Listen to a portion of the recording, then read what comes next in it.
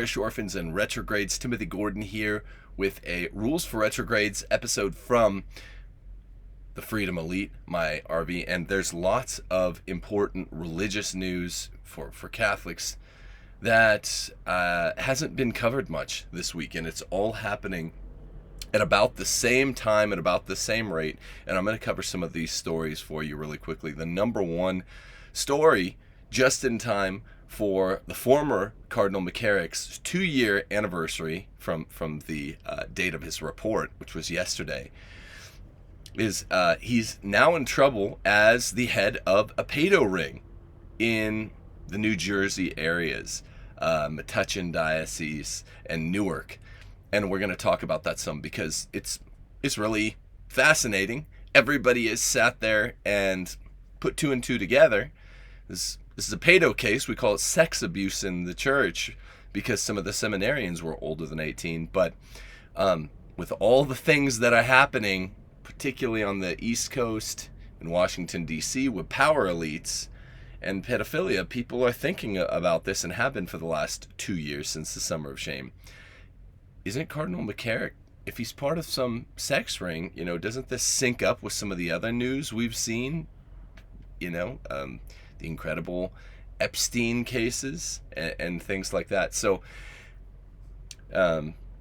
it's a really remarkable story, and we don't want to skip over telling you, giving you a little bit of an anticipation what's to come in the coming week and the week after that in the McCarrick case. Of course, no one knows exactly, but it's worth looking at in some detail just before the full details are released in a week or so.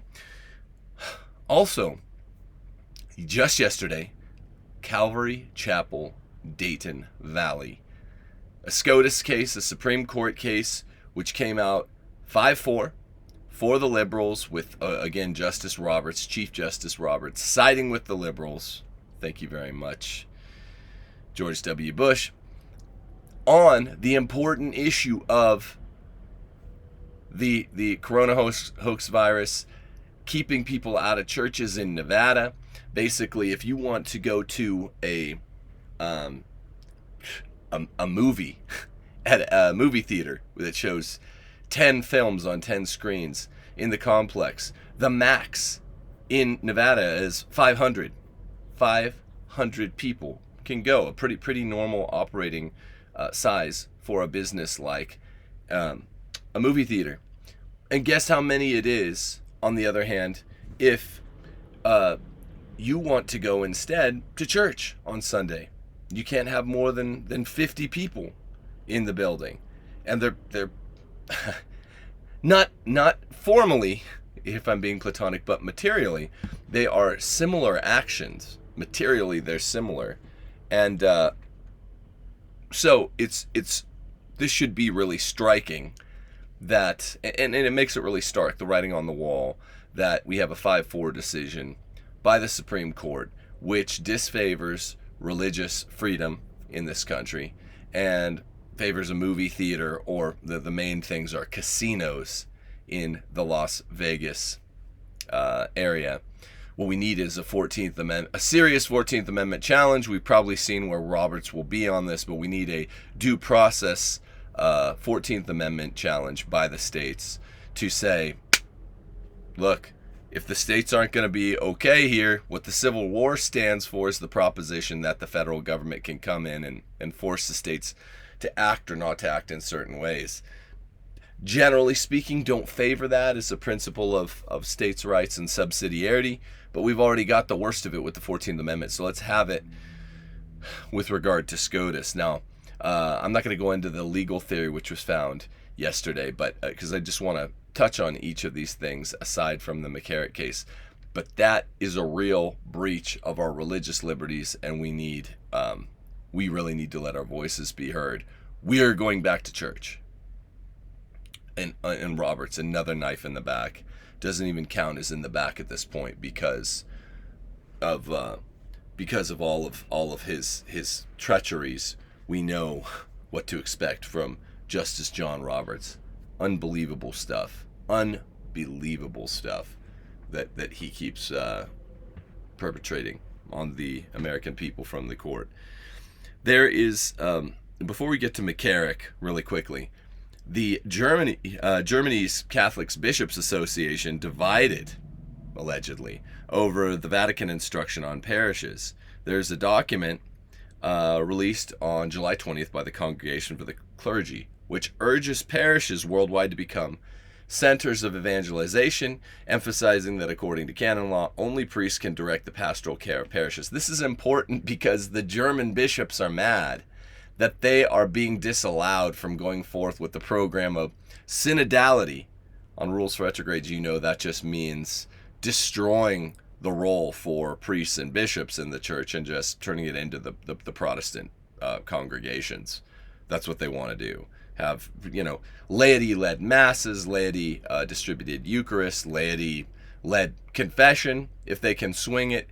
Have basically eliminate the difference between ordained and lay, the priesthood of all believers. It's just the German Protestant Reformation. They've just been doing it slowly and incrementally. So this Cardinal Velke says Pope Francis puts things right here, but not as a reprimand or disciplinary measure, rather as an encouragement to rely entirely on Christ to become a missionary church again. So I'm not sure what Pope Francis's angle is, but ostensibly it looks like he did something good for the ordained class. There is a dichotomy between ordained and lay, and the document released on July 20th stands for evangelizing at the parish level. If we don't evangelize to the world, at least evangelize at the parish level. And this seems to highlight a heightened role for priests, not just the laity.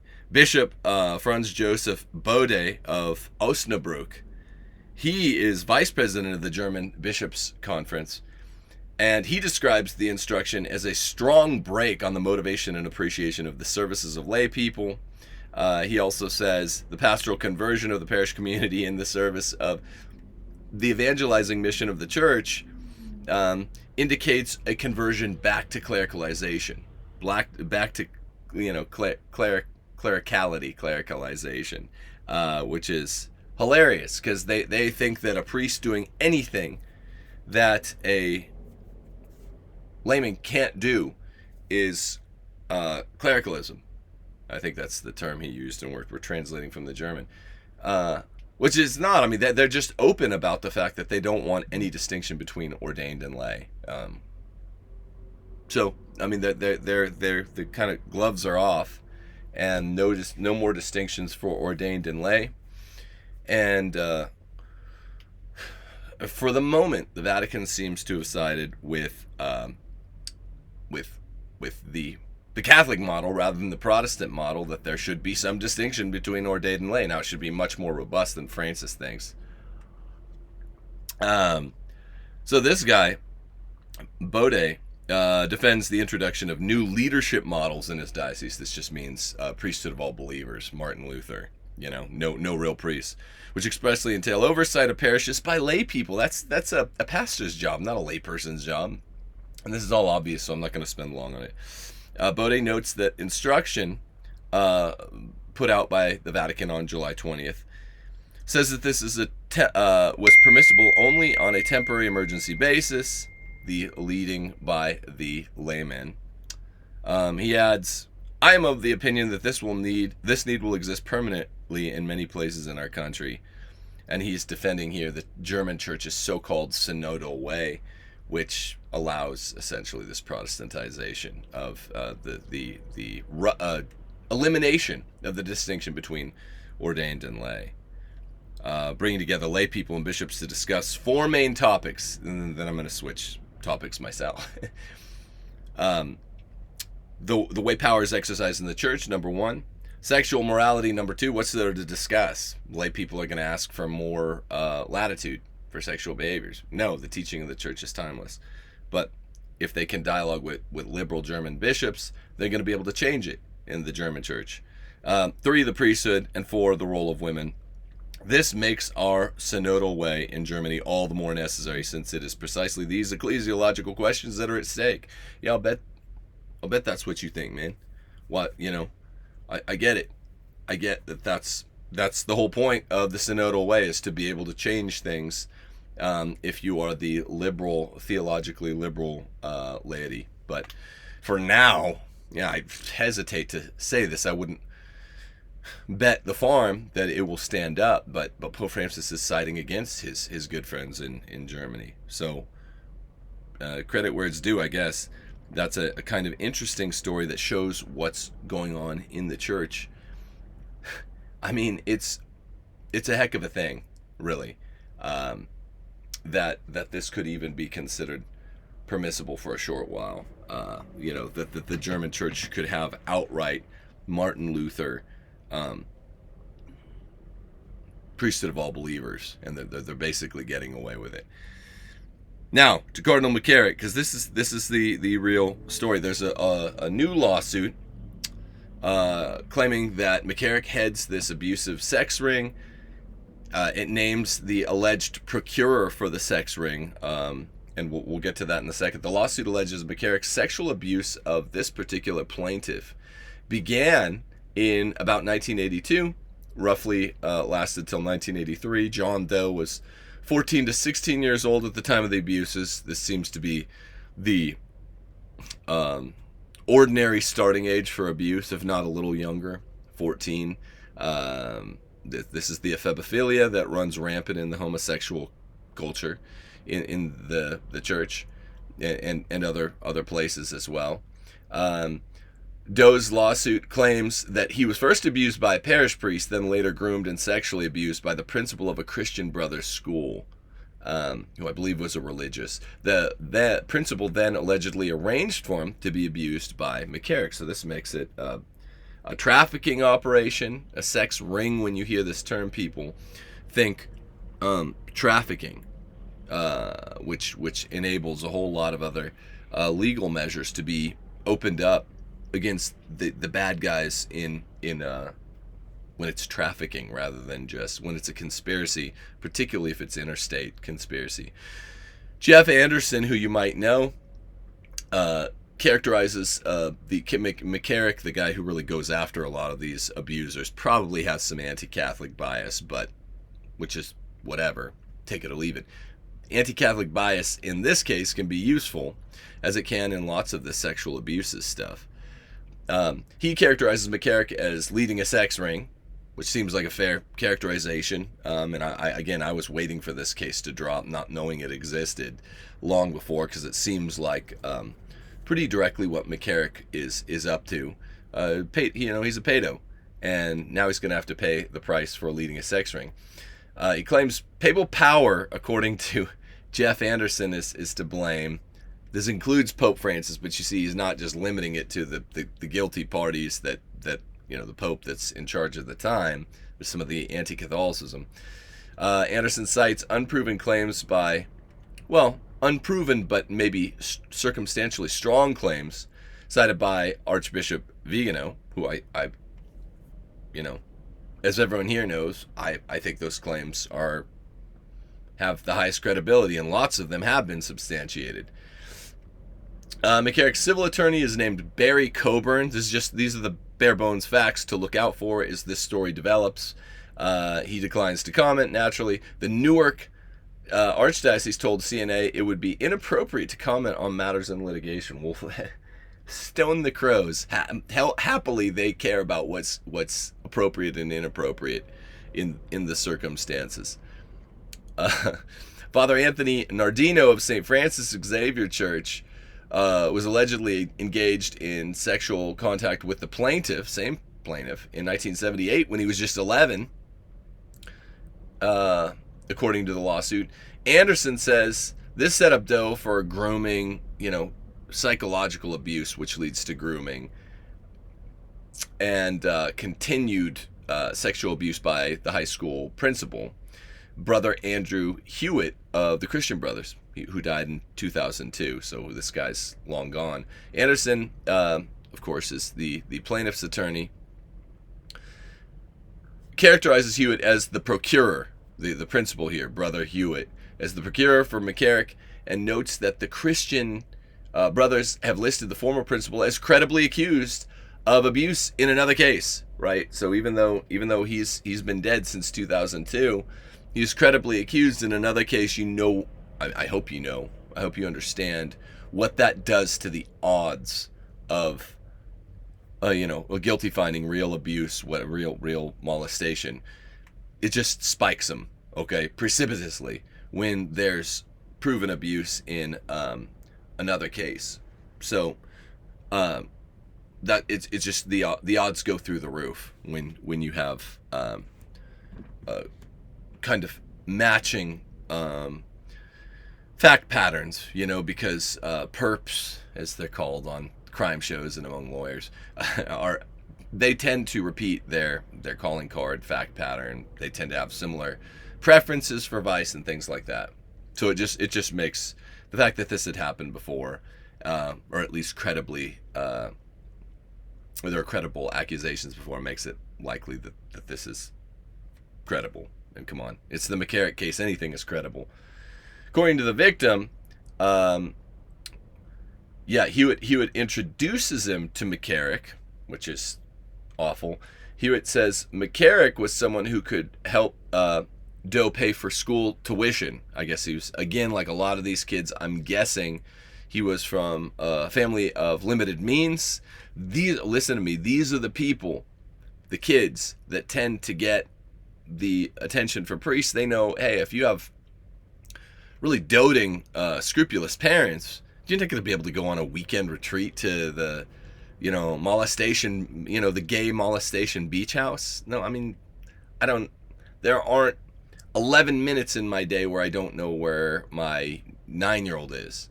There aren't 9 minutes when I don't know where my 9-year-old is, let alone they're at a beach house with some creepy, pedo-ish priest, which if you had any intuition, you'd be able to tell anyway, half the time. So this is an impoverished kid probably who needs tuition help, probably doesn't have, two parents around looking after him the way you need two parents around looking after you. Probably he's got, if you have to guess, and I don't have these facts in front of me, working single mother, if I were guessing. Doe then went on to an overnight weekend trip serially to the beach house where he was sexually abused by McCarrick and other priests named in the lawsuit. National Catholic Register was the first one I saw covering this story, so good job to them to be all over this. It's, the story's going to be developing in the next week to 10 days, but they got all these bare bone facts out, and you just didn't hear much about it, even though this came out midweek. So, he's sexually abused by McCarrick and other priests named in the lawsuit. This makes it more like trafficking, right? They're passing this kid around. God bless the kid, poor victim, from likely an overlooked background. And he's being passed from priest to priest for gay molestation. Anderson, the plaintiff's attorney, characterizes McCarrick as the boss. We kind of know that. He's one of the most powerful men in the world for all those years, and definitely in the church. He calls these priests the crew. Father Ruane, who is also deceased, became, quote, both an enabler and a participant in McCarrick's predation of this kid, according to Anderson. Father Walters, another player, allegedly engaged in criminal sexual conduct with the boy, as did one Father La Ferrera. So there's at least 4 priests involved in this. More, I think, but that's 4 I just count now. Lawsuit says McCarrick sexually assaulted at least 7 minor boys. Not just seminarians, the way the story came down to us, but 7 minor boys. 7 minor boys, and it's a great deal more than that. The archdiocese, diocese, and their entities knew or should have known. That's that negligence, recklessness standard, known or should have known. You'll see that in legal documents. The McCarrick and the other clergy named were dangerous to the children. They failed to report known or suspected abuse of children. That's the equivalent when you say or suspected. That's or should have known. They knew or should have known that children in their activities under their care were at risk of sex abuse. All right, So what's the upshot here? Why do a story on this? Why do it now? Um, Here's why. Because yesterday was the 2-year anniversary of the McCarrick report, right? We're getting toward the end of Summer of Shame. We've skipped summer, skipped entertainment, the radical war on fun and entertainment and recreation. I thought they're supposed to be the libertines that give us good times. Well, no, they're canceling sports, canceling church, canceling going to the theater, and canceling any kind of social gathering. So they're not these friends of fun that the radical left has always designated themselves. We're at the end of the summer, and this is the 2-year anniversary. I can't believe it. These 2 years have been strange for me, and they've really flown by. 2-year anniversary of the McCarrick report just yesterday. So it's appropriate to take stock and to look back the way we do on the 4th of July and say, what's the state of the union now? What's the state of the anti-sexual abuse church now? How much action have they taken? How much can still be done? And why hasn't Francis said one word? Why has Francis refused to say one more word, as he promised? He's not going to say one more word, but he might later. This is not to be believed about the gay molestation crisis, the homosexual pedophilia crisis in the Roman Catholic Church. Hasn't changed much. Barely any heads have rolled over this in the grand scheme of things. And at the time, I said, okay, McCarrick is in D.C. with all the power elite, where we know there's beyond a shadow of a doubt there after the Epstein debacle, and Ghislaine Maxwell, awaits her, civilian execution in prison there. She will never see her day in court, as we all know, and that's because there's a very powerful worldwide elite pedophilia ring that traffics in children for, we're not really sure exactly the full extent of the purposes, right? Conspiracy theorists will say, eating children, and taking their hormones and things like that. I mean, okay, fine, maybe who knows? There's some evidence for everything, but that, I'm not a conspiracy theorist for saying there is a global pedo trafficking ring that seems to be one of it's largely centered in Washington, D.C. Washington, D.C. is one of arguably the hubs of this thing, the little that we know about it. Among the very powerful politicians, actors, celebrities, that when they go to the East Coast, they're, New York or D.C. And of course, then the New Jersey area, as it's centered in the McCarrick case, is very nearby to New York. So the East Coast seems to be the hub, certain hotspots of this pedo trafficking ring. And who knows what the connections were? I mean, McCarrick was in D.C. He was Cardinal Archbishop of Washington, D.C., and he was friends with all of these people that are associated, that are suspected in the satanic trafficking ring, right? Jeffrey Epstein, politicians that are suspected of this, that are known in and now outside of powerful circles. So that other shoe, my friends, is going to drop, right? The Summer of Shame 2018 McCarrick shoe, he's just been, chilling. And with all the other political news that I've been doing, that's been assaulting us since, really the advent, the start of coronavirus, the advent, the start of these manufactured race riots, which are ongoing, which are utterly ongoing. People like myself, we've been covering Black Lives Matter terrorist effort, the shutdown of churches, which is essentially calculated chaos. to get back to that first story for half a minute. It's calculated chaos to have a collusion between anarchism in the streets and socialism at Capitol Hill. That's what we have. Anarchism in the streets and socialism at Capitol Hill. And, through SCOTUS, that's the old one. I've always suspected the Supreme Court, the federal judiciary, it writ large, not just the highest courts, but the appellate courts as well, the district courts. That's just socialism, but they are literally making it possible for the anarchists in the streets to riot, and they're making it impossible for the good church-going people to go to church, right? I was happy to drop by St. Vitus on my way out of California. I'm gone now. Well, we are on our way out to Mississippi, by the way. And I stopped by St. Vitus, had lunch with Michael Knowles. We were going to attend Mass there together, but I couldn't get in. I just grabbed a quick confession for me, my wife, and all communicants in my family.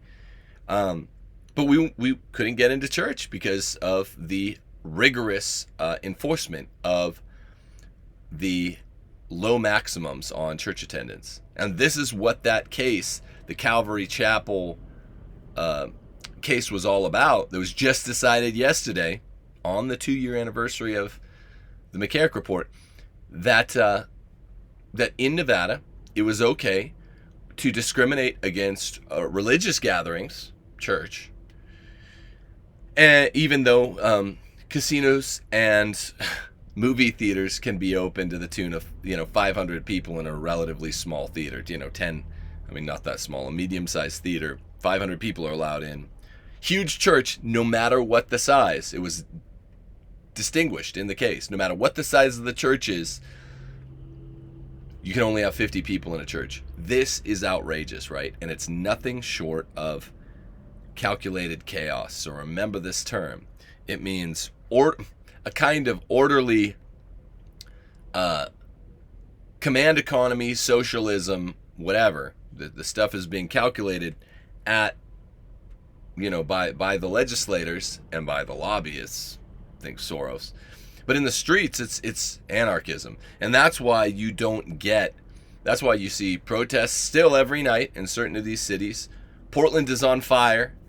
I have a friend in law enforcement in Portland, and it's on fire. Remember, the White House tried to show video. They snuck it on the news outfits. Very clever thing to get it on national TV. The televisation of Andy Ngo's Portland footage was snuck by the White House, and all the news channels they backed out so people couldn't see what's really going on with these terrorists in the street. Anarchism in the streets and very calculated socialism and Marxism. The orderly side of Marxism, from Capitol Hill and on SCOTUS. You keep the good people out of church, you keep the bad peoples in the streets doing what they do, terrorizing America, and no one's talking about it. And you still get the bougies behind the scene going, oh, well, they're peaceful protests, right? You get the same calculated chaos in the church, right? You get the bad guys, like McCarrick, allowed for decades to run around molesting altar boys and the faithful, the children of the faithful. And yet the second, Cardinal Sarah says, let's do an ad orientem mass this Lent, the Vatican comes out and says, no, smacks it down. People don't listen to this. Don't do this universally. Don't do this worldwide. Don't listen to McCarrick. The very next day, 12 hours later. But what do you have? With the Jacobins, the anarchists, the pedo-homo molesters, they're allowed to do what they do, right? Now, the one story that militates against the kind of trajectory I'm saying between both the church and the world is this German bishop story, which I wanted to cover and not be dishonest about. There actually doesn't seem to be the expected amount of collusion between the Vatican and the German bishops, which are the ones that up the ante and then let the rest of the liberalizing church catch up to them. Then up the ante and let the rest of the liberalizing church catch up. That's what they do. They seem to have been smacked down. That usually is nothing more than the kabuki theater of the way that gradualism operates. It's controlled opposition. Let the liberal German church push the envelope, raise the temperature. The Vatican can look semi-faithful, can look semi-conservative theologically by saying, that's crazy, don't do that. And then they say, but we'll enter talks with you and we'll see. And then they allow half the measures and they just plan for the other half of the measures to come in gradually later. It's the way the left operates. And so it's not merely, to boil all this down, it's not merely an extended metaphor when people like me that cover culture, politics, and Roman Catholicism, ecclesiology, say, look, this is the left. This is the way the New World Order has been calculated to work. There's, same thing like calculated obsolescence is the, think about like your old Nintendo system, people, okay? 8-bit, 16-bit, whatever. If you're my age, you love both of these systems, Nintendo and Super Nintendo. Particularly Nintendo had this planned obsolescence wired in, where all Nintendos, once they hit about 18 months of usage, that the games start flipping, you have to blow on the games, everyone had their own routine for just playing their 8-bit Nintendo after about a year and a half, maybe 2 years. Some of my friends got 2 years, because there was technical obsolescence planned into the technology. So there are two dimensions of that. There's the pre-calculated, premeditated, the business model, make all kids buy another Nintendo. That's very smart. The left is very smart, and it's the opposite of chaos. But the chaos end is it's the subject of what they planned. It's the topic. It's your Nintendo stops working, disorder, entropy, the second law of thermodynamics. So there is such a thing as planned chaos, as calculated obsolescence. That's what someone like George Soros has done to the church. I did a couple shows back showing how much money he gives. He's channeled through the USCCB and the Catholic Spring, but he does it through the Democrat Party in America. And the world, of course. We all know Soros did it in England first, decades before he came to America, and now in America is the real hub of what he's doing. And guess what? I mean, what's it like to be a pure destructor?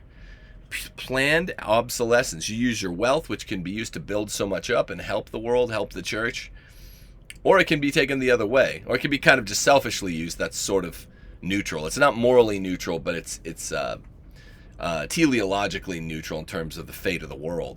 But you can, if you're George Soros and you're just this evil dude, you can use that wealth and your mind, if you're good at pre-planning things, towards destroying England, then coming over across the pond and destroying America, destroying the church. That's what planned obsolescence is. Think of your old 8-bit Nintendo system.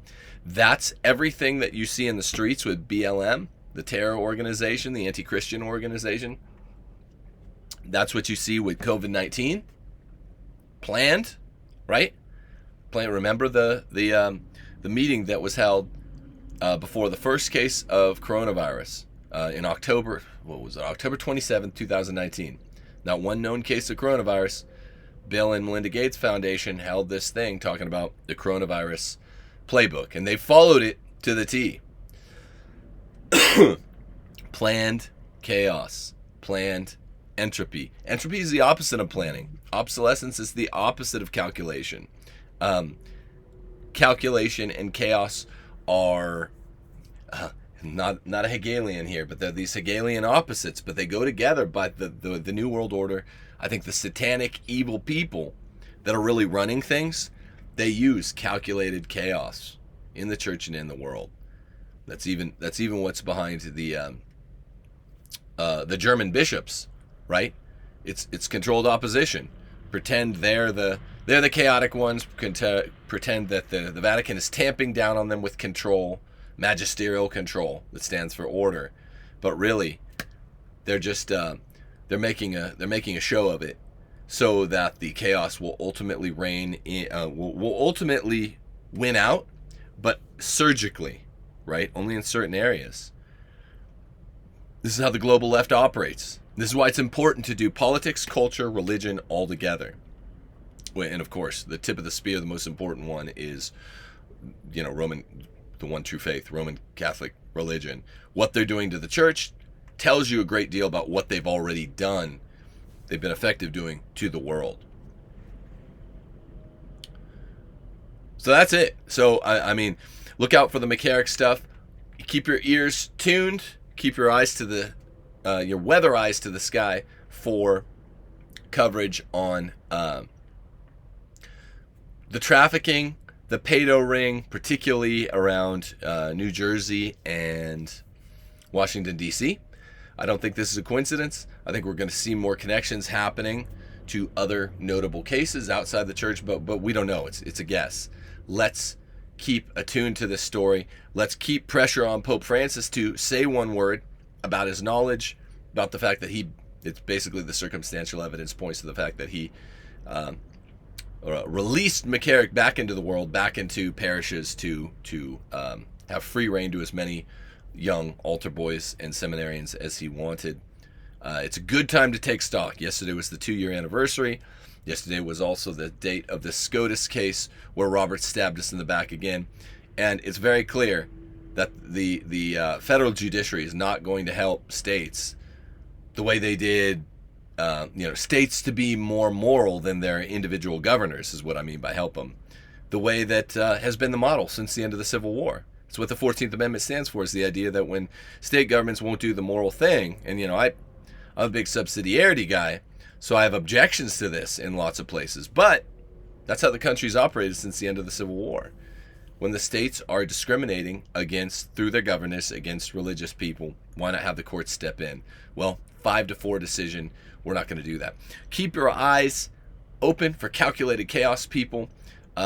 Please, if you want to learn how to do this better and better in the church and the world, take my church history course, take my Aristotle's ethics course, especially take my Catholic Republic course.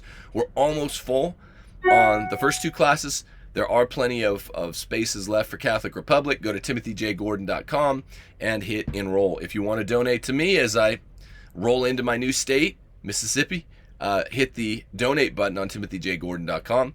Also see my Patreon account if you want to help that way. See Dave's Patreon account.